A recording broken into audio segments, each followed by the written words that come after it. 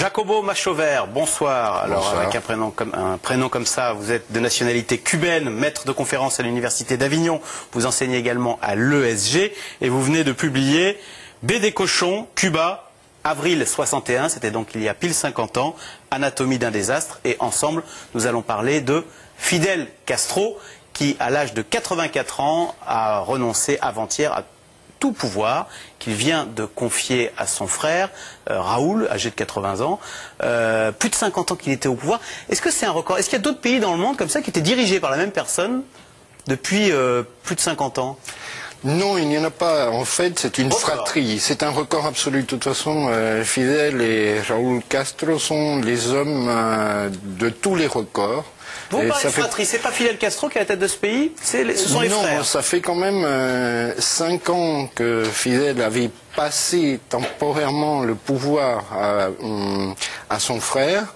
Et celui-ci l'exerce depuis 5 ans officiellement. Mais en fait, ça fait 52 ans qu'il est au pouvoir. Ils ont pris le pouvoir ensemble. Ils ont pris le pouvoir ensemble en 59 à la suite d'une révolution qui a renversé l'ancien dictateur Batista.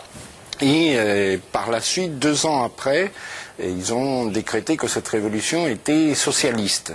Et ils ont donc livré le pays à l'Union soviétique. Et puis, ça a continué pendant près de 30 ans. Et ça s'est maintenu communiste, même après la chute du bloc de l'Est. Et aujourd'hui, c'est un des derniers régimes communistes sur la planète. Alors, on peut même dire que c'est le dernier régime soviétique, en tant que tel, calqué sur Moscou, quoi.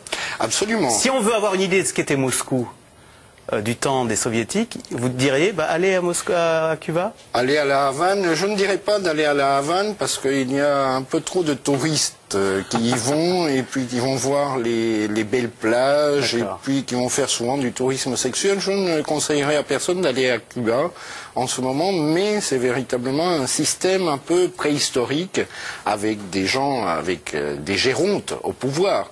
Aujourd'hui, 84 ans. Raoul a 79 ans, il va avoir 80 ans, et le numéro 2 désigné à la suite du 6e congrès du Parti communiste a 80 ans. Justement, on va voir des... Voilà, alors c'était mardi, avant-hier, le 6e congrès du Parti communiste, Raúl Castro, très affaibli. Il est malade? Il va mourir. Il est malade d'une maladie grave? Fidel? Oui. Ah oui, Fidel est malade depuis 2006, depuis le 31 juillet 2006. Alors, sa maladie, c'est un secret d'État.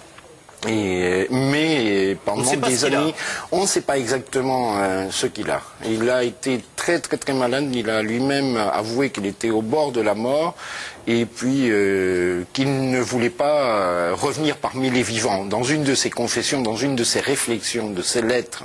On dit que le système de santé cubain est très bon. Il se fait soigner, vous croyez, à Cuba ou il se fait soigner à Cuba.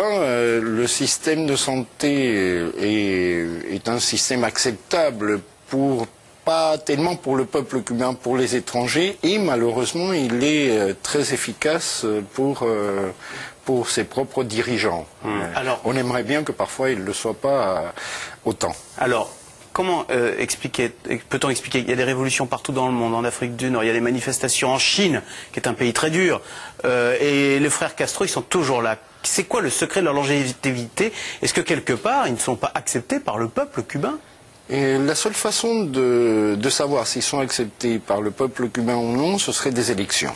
Or, depuis 50 ans, il n'y a pas eu d'élections, sauf des scrutins où Fidel et Raoul ont eu à peu près 98,90% des voix, c'est-à-dire des scrutins à la soviétique et des scrutins absolument staliniens. Et la raison de leur maintien au pouvoir, c'est une mainmise totale sur la population. C'est un régime qui fait vivre sa propre population sur le système de la délation constante. Tout le monde surveille tout le monde. Il y a des prisonniers politiques, mais est-ce qu'on vit mal au quotidien à Cuba? Je vois, il y a l'espérance de vie, 79 ans. Oui, mais il y a énormément de pénuries. C'est une lutte pour la survie constante, c'est-à-dire il y a encore, depuis près de 50 ans, là encore c'est un record, il y a un carnet de rationnement. Les gens ont un certain nombre de produits qui leur permettent de survivre. Et puis, il y a aussi un désir très grand, particulièrement dans la jeunesse, de partir ailleurs, de voir autre chose.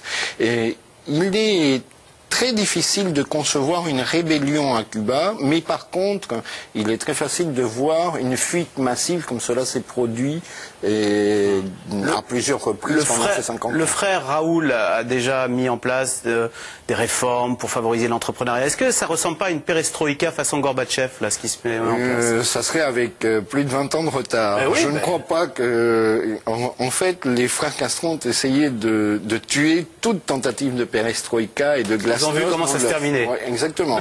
Mais en 89, ils n'ont pas hésité à fusiller notamment des officiers et qui pouvaient être partisans d'une ouverture du style Gorbatchev. Ah, oui. Mais par contre, Raúl Castro est très proche des Vietnamiens et il a une très grande admiration pour le système chinois. Alors il est peut-être partisan d'une libéralisation économique avec une hégémonie totale du Parti communiste et une répression très dure. Revenons sur cette personnalité, Fidel Castro, qui a vu quand même défiler, j'ai fait le calcul, 11 présidents américains depuis qu'il est au pouvoir.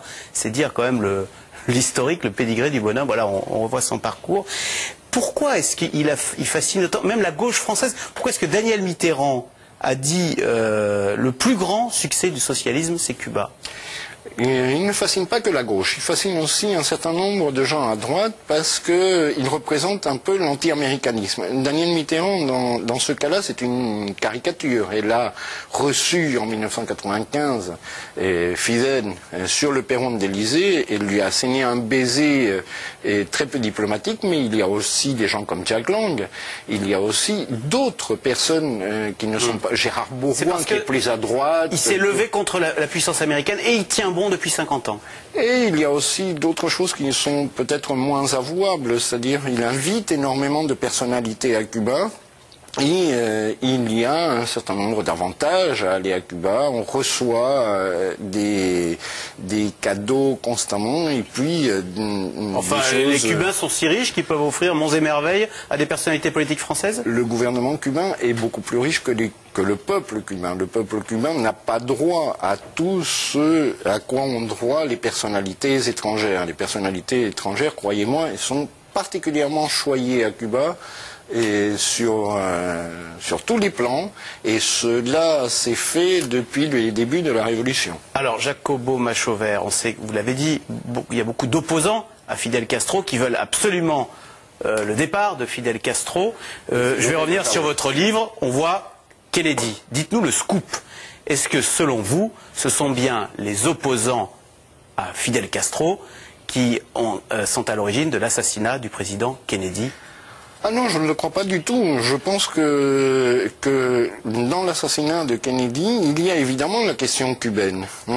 Il y a eu la baie des cochons il y a 50 ans et Kennedy a fait marche arrière. Ensuite, il y a eu la crise des missiles nucléaires qui a mis le monde au bord de l'explosion. Et il y a toujours eu une haine féroce et réciproque entre Kennedy et Fidel. Lee Harvey Oswald, l'assassin présumé de Kennedy, était un sympathisant de la révolution cubaine et il manifestait. Mais je ne pense pas que ce sont les opposants. Je n'ai pas véritablement de théorie là-dessus. En tout cas, il peut y avoir une certitude, c'est que Cuba est au centre de l'assassinat de Kennedy, au centre d'une bonne partie de la politique américaine. Voilà, et pour en savoir plus, on peut lire votre livre, donc Anatomie d'un désastre, baie des cochons, Cuba, avril 61. Merci beaucoup, Jacobo Machauver, d'avoir accepté cette invitation. Merci à vous. Restez avec nous tout de suite, c'est dans l'air qui revient sur le nucléaire et les conséquences à Fukushima et en Europe, puisqu'on parle de moratoire. L'émission est intitulée Fukushima, une bombe dans le nucléaire. C'est-à-dire, vous en dit encore plus sur France5.fr.